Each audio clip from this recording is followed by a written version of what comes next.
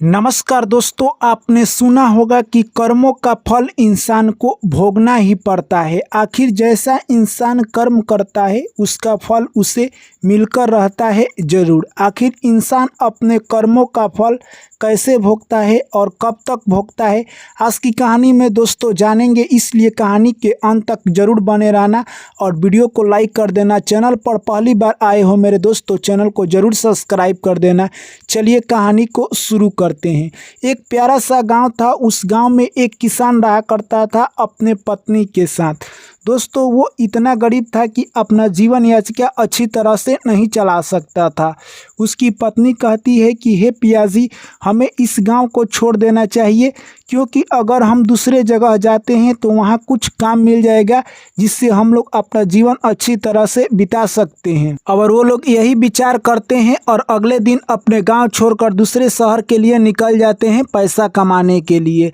जैसे ही दोस्तों वो लोग दूसरे गांव जा रहे थे, उनके पास कुछ पैसा था और जैसे ही वो लोग जा रहे थे, रास्ते में एक जंगल पड़ता है। जैसे ही वो लोग जंगल में प्रवेश करते हैं, कुछ डाकू उनके पास जो भी पैसा और गहना गुड़िया था छीन लेते हैं। अब किसान कहे तो काफ़ी उदास हो जाता है, उसके पास कुछ भी पैसा नहीं था। दोस्तों अक्सर देखा गया है, अनजान शहर में अगर आपके पास पैसा नहीं है तो आप एक कदम भी नहीं चल सकते हैं, क्योंकि आपके वहाँ कोई भी जान पहचान के लोग नहीं हैं। और शहर में पैसा की वैल्यू क्या होती है आप तो जानते ही हैं। दोस्तों अब किसान सोचने लगा कि मैं क्या करूं, मैं तो कमाने के लिए आया था, परंतु मेरे पास जो भी पैसे थे डाकुओं ने छीन लिया। उसके बाद आगे जाता है तो एक महात्मा से मुलाकात होती है और वो किसान अपनी कहानी पूरी महात्मा को बता देता है। तभी महात्मा कहते हैं कि अनजान शहर में बिना पैसा का एक कदम चलना मुश्किल होता है। तभी वो किसान सोचता है कि महात्मा कोई मेरी मदद करेंगे। उसके बाद महात्मा कहते हैं कि इस नगर में एक सेठ रहता है, जाओ तुम उससे कुछ मदद मांगना, वो तुम्हारी मदद जरूर कर देगा। किसान सोचने लगा कि इस तरह मैं मदद क्या मांगूंगा, मैं अपने पत्नी को गिरवी रख दूंगा और उसके बदले जो भी सेठ पैसा देंगे उसी से मैं बिजनेस करूंगा। दोस्तों अगले दिन उस सेठ के पास किसान जाता है और अपना कहानी सुना देता है। तभी वो सेठ कहता है ठीक है, मैं आपके पत्नी को अपने यहाँ गिरवी रख लूँगा, उसके बदले मैं आपको पैसा दे दूँगा। सेठ ऐसे ही करता है और किसान को कुछ पैसा दे देता है। किसान वो पैसा लेकर बिजनेस चालू कर देता है और दिन दुगुना रात चौगुना मेहनत करता है और आने वाले समय में वो बहुत बड़ा वो भी एक बिजनेसमैन बन जाता है। अब समय आ जाता है जिससे कि किसान को लगने लगा कि अपना पैसा देकर सेठ का कर्जा चुकता कर दिया जाए और अपने पत्नी को घर लाया जाए। दोस्तों उसके बाद वो सेठ के पास जाता है और कहता है कि हे सेठ जी, आप अपना पैसा लीजिए और मेरी पत्नी को वापस कीजिए। तभी वो सेठ कहता है कि आपकी पत्नी आज से 2 माह पहले ही आपकी पत्नी का देहांत हो गया है, क्योंकि उसका तबीयत खराब हो गया था। किसान कहने लगा कि आप अपना पैसा ले लीजिए और मेरी पत्नी को वापस कर दीजिए। उसके बाद सेठ कहता है तुम्हारी पत्नी इस दुनिया में रही ही नहीं तो मैं कैसे वापस कर सकता हूँ, वो तो कहे तो मृत लोक चली गई है। तभी किसान कहता है कि नहीं, आपको मेरी पत्नी वापस करना होगा। दोस्तों उसके बाद सेठ कहता है कि मैं तुम्हारे पत्नी को वापस नहीं कर सकता हूँ। उसके बाद किसान कहे तो सीधे साधु बाबा के पास जाता है और अपना सारा कहानी सुनाता है।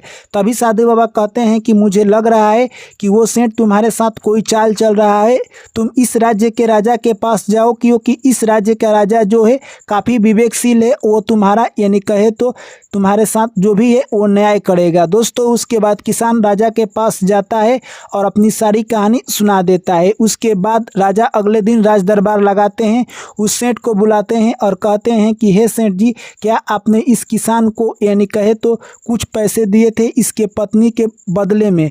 तभी वो सेठ कहता है कि मैंने इसकी पत्नी को अपने यहाँ बंधक रखा था और उसके बदले पैसा दिया था। तभी सेठ स्वीकार कर लेता है। उसके बाद राजा कहते हैं कि इसकी पत्नी को तुम लौटा दो। तभी वो सेठ कहता है कि इसकी पत्नी आज से कुछ दिन पहले यानी कहे तो 2 माह पहले इस दुनिया को छोड़कर चल बसी है, इसकी पत्नी को मैं कैसे लौटाऊं।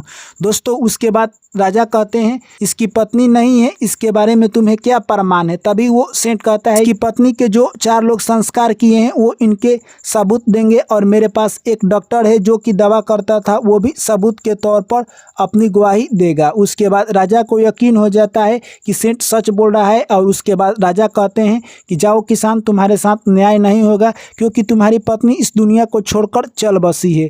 दोस्तों यह बात जाकर वो फिर साधु बाबा से यानी कह देता है। साधु बाबा कहते हैं कि जाओ तुम राजा से कहना कि तुम मुझे 2 घंटा के लिए राजा अगर बना देते हो तो मुझे ये न्याय मिल सकता है। दोस्तों वो किसान राजा के पास जाता है और यही अपना प्रमाण रखता है।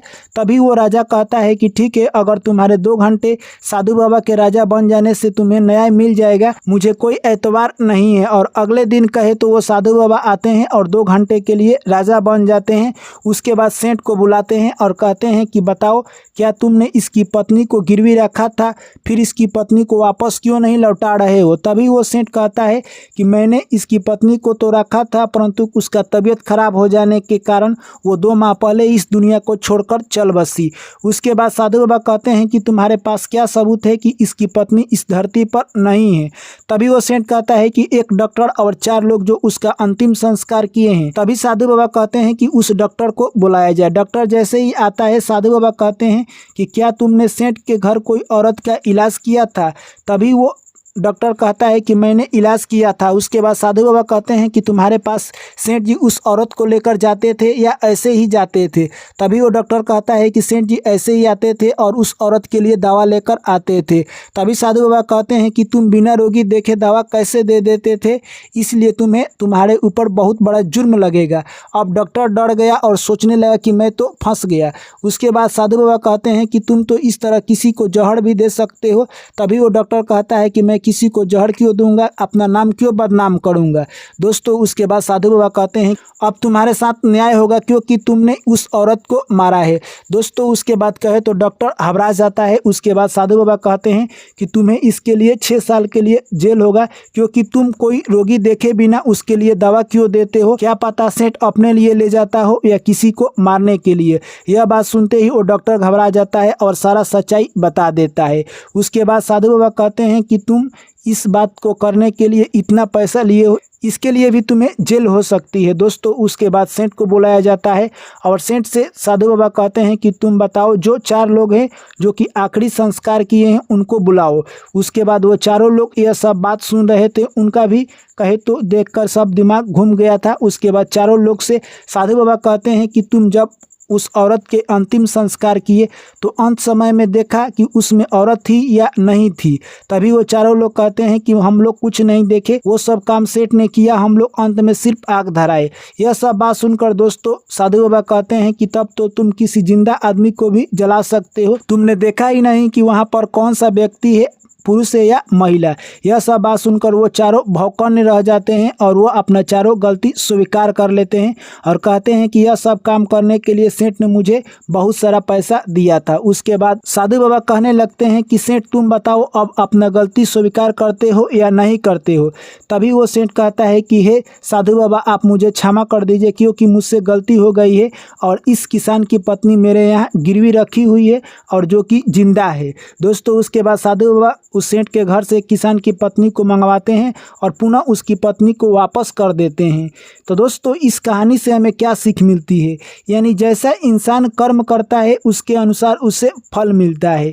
यानी कहे तो दोस्तों सेठ जो कि किसान की पत्नी पर यानी बुरी नज़र रखता था और वो चाहता था कि इसकी पत्नी को मैं वापस नहीं करूं, परंतु इस धरती पर जैसा भी आप कर्म करेंगे उसका फल आपको लौट कर जरूर मिलेगा, किसी के न किसी के माध्यम से आपको जरूर मिलेगा। क्योंकि इंसान अक्सर देखा गया है, हम किसी को कुछ पैसा देते हैं या कुछ हेल्प करते हैं, वो हमें किसी मुसीबत समय में जरूर किसी के रूप में लौट कर आता है। इसीलिए अगर आप जैसा कर्म कर रहे हैं वैसा फल आपको जरूर मिलेगा। दोस्तों ये कहानी आप लोगों को कैसी लगी कमेंट करके जरूर बताइएगा। वीडियो अच्छी लगी है तो वीडियो को लाइक कीजिएगा, दोस्तों के साथ शेयर कीजिए और चैनल को जरूर सब्सक्राइब कीजिएगा। चलिए आप लोगों से मिलते हैं फिर एक अगली कहानी में, तब तक आप लोग मुझे दीजिए इजाज़त। सभी साथियों को मेरा प्यार भरा नमस्कार।